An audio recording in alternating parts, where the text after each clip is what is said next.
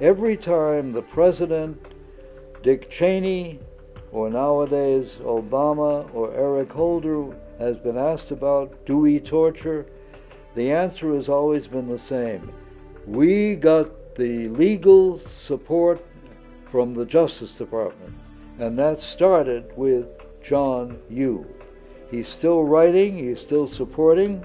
In fact, he had an article in the Wall Street Journal really congratulating Barack Obama for continuing what George Bush and Dick Cheney did in terms of enhanced interrogation.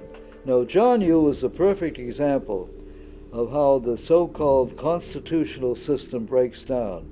Finally, there was an investigation at the Justice Department of what he and Bybee, who is now a federal judge, had leashed onto the world and put what Obama once called, before he became president, a stain on this country, on our values.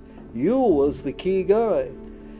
And yet, after this investigation, which started to begin to say something about whether he had had the legal right to give these opinions, career officials in the Justice Department annulled any chance of his being criticized, let alone punished.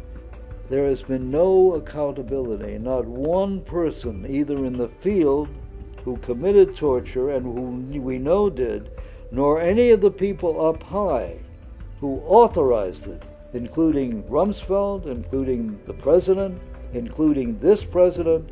No one has been held accountable. And Barack Obama always says in answer to that, I believe in looking forward, not backward. I understand that from his point of view, because if we look backward even toward his short administration, an independent commission, I think, would find that he has some things to answer for. I only had one chance to confront John Yoo. There was a panel at the Woodrow Wilson School at Princeton University. We were discussing enhanced interrogation, and I must say I went on at some unkindly length looking at John Yoo, talking about what he had led to, and when it was over, everybody looked to see what he would say. And he had a slight smile, and he said, I do enjoy reading Nat Hentoff on jazz. And that was the end of the confrontation.